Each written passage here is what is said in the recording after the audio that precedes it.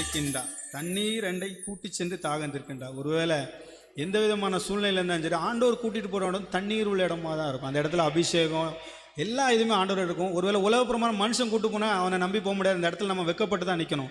ஒருவேளை ஆண்டவரோட போகும்போது தண்ணீர் ரெண்டை கூட்டி சென்று தாகம் தீர்க்கிறார். அவர் தாகம் தீர்த்தா நம்ம உலகத்தில் நம்ம யாருமே நமக்கு தாகம் தீர்க்கணும் அவசியமே இல்லை. அவர் கொடுக்குற தாகம் நிரந்தர தாகம் தீர்த்ததாக இருக்கும். உலகப்புறமாக யார்கிட்டயா நம்ம கொடுத்தா அது ஒரு நாள் அந்த தாகங்களை வந்து தீர்க்கப்படாது. ஆண்டவர் கொடுக்கும்போது தண்ணீர் ரெண்டை கூட்டி செல்லும்போது அந்த தாகம் தீர்க்கின்றார். அந்த வரிகளை சொல்லும் போது மீண்டுமாக அந்த வரிகளை படிப்போம். புல்லுள்ள இடங்களிலே என்னை மேய்க்கின்றார், புல்லுள்ள இடங்களிலே என்னை மேய்க்கின்றார், தண்ணீரண்டை கூட்டி சென்று தாகம் தீர்க்கின்றார், தண்ணீரண்டை கூட்டி சென்று தாகம் தீர்க்கின்றார்.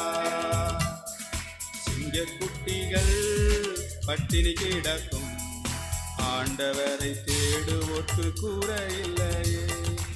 எதிரிகள் முன் விருந்தொன்றை ஆயத்தப்படுத்துகின்றார், எதிரிகள் முன் விருந்தொன்றை ஆயத்தப்படுத்துகின்றார்.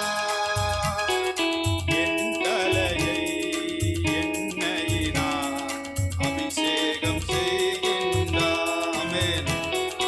என் தலையை எண்ணெயினால் அபிஷேகம் செய்கின்றார். ஆமென். அல்லேலூயா. எதிரிகள் முன் விருந்தொன்றை ஆயத்தப்படுத்துகின்றார். என் தலையை எண்ணெயினால் அபிஷேகம் செய்கிறார். ஒருவேளை ஆண்டவர் எண்ணெயினால் அபிஷேகம் பண்ணும்போது நம்ம எப்படி நிரம்பி இருப்போம்னு உங்களுக்கு தெரியும். ஒருவேளை உலகப்புறமான அநேகர்கிட்ட மனுஷங்கிட்ட போய் என்ன ஆசீர்வாதம் மூலம் நிற்பாங்க. அந்த ஒரு சூழ்நிலை ஆண்டவர் நமக்கு கொடுக்கல. ஆனால் என் தனி என்னை அபிஷேகம் பண்ண அவரே சொல்கிறார். அந்த ஒரு கிருபையை நம்ம வந்திருக்கிற எல்லாருக்கும் ஒரு தந்திருக்காரு. ஒருவேளை உலகம் முன்னாடி மனுஷனுக்கு போனால் அவங்க முன்னாடி குனிஞ்சிக்கு நிற்க வேண்டியிருக்கும். ஆண்டவர் முன்னாடி நம்ம நிமிர்ந்து நின்று நன்றி சொல்லலாம். என் தலை எண்ணெயினால் அபிஷேகம் பண்ணுன்னு சொல்லிக்கிறது தான் வழியை கொடுத்துருக்காரு. அடுத்த வரையும் ஆத்மாவை தேற்றுகின்றார், ஆவி பொழிகின்றார், ஜீவனுள்ள நாட்கள்லாம் கிருபை என்னை தொடரும் சொல்லியிருக்கிறாரு.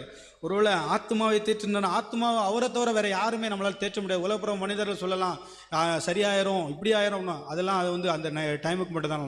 ஆண்டவர் கொடுக்குற வார்த்தை வந்து ஆத்மா அவர் தேற்றும் பொழுது அது நிரந்தர தேற்றமாக இருக்கும். ஒருவேளை உலகப்புறமான மனுஷன் முன்பாக நாங்கள் அநேக நேரங்களில் வெட்கப்பட்டுருக்கலாம்.